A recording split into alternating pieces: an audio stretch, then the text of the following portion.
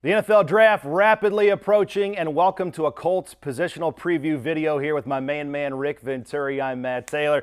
RV, welcome to draft season. Absolutely. One of my favorite times, April, man. Can't miss it. Well, today we are talking about tight ends for the Indianapolis Colts. Jelani Woods hasn't unfortunately played a snap for this team in the last 2 years due to a variety of different injuries. And then you have Will Mallory and Drew Ogletree. Last year, those two guys, Rick, combined for just 13 catches.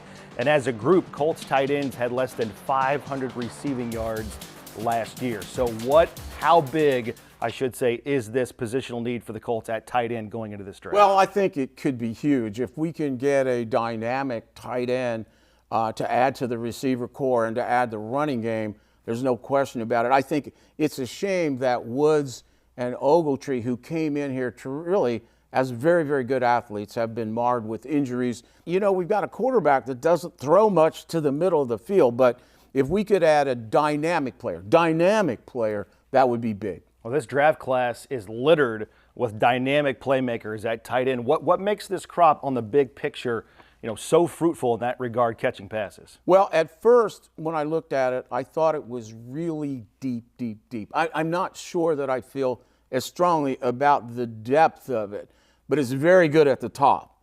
And obviously, you have Warren, you have Lovelin, and the guy that's really gone up, in my estimation, is Taylor out of LSU. So I think in that respect, you have three instant starters, and then a lot of guys that'll be competitive. No question about it. All right, here are Rick Venturi's top tight ends heading into this draft class. We have to start with the star from Penn State, Tyler Warren, the 2024 John Mackey Award winner, Big Ten Tight End of the Year, first team All-American, had 104 catches last year. That led the Big Ten. Yeah, he's a dynamic, all-purpose tight end, and that's a dying breed. I mean, he's a guy that is a three-down tight end, can block the edge. He has terrific body control. The 104 catches is not by accident. He was a high school quarterback. He has really the ability. His separation is not so much with athleticism, it's girth and body control, and he's a terrific catcher. He's got an alpha personality. If there's any knocks, which, me as a critical analyst, he's a lot like Gronkowski, but he's not cut like Gronk. He's a little puffy. He doesn't have, that Spartan look, and he's not nearly as fast as Bowers. Bowers was generational, but Bowers was like a 4.53 guy.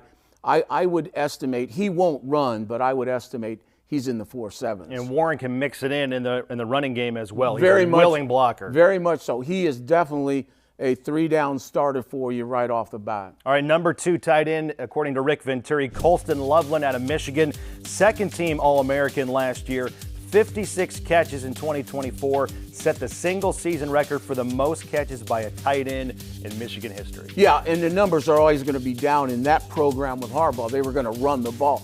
So it's a little misleading. The 56 would probably be much higher someplace else. Now, he's the opposite to me.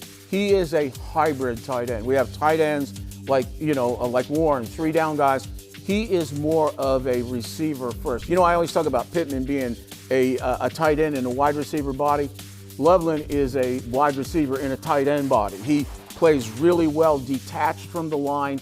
He is a real mismatch. Now, he can separate with quick feet and explosiveness, and he has a big, wide catching range. So he is a receiver first. He's not a very good blocker, to tell you the truth, but he will add to your passing game wherever he goes. He's going to add a dimension, and he can, I'll use the term again, he can really separate without the scheme doing it for him. All right, third best tight end, according to Rick Venturi here, Elijah Arroyo, stud out of Miami, posted a career high last year, 590 yards, 7 touchdowns, 16.9 yards per catch last year. That ranked 5th best in the ACC. Yeah, and he's really kind of a poor man's Lovelin in that he is truly a hybrid. He is truly a receiver first.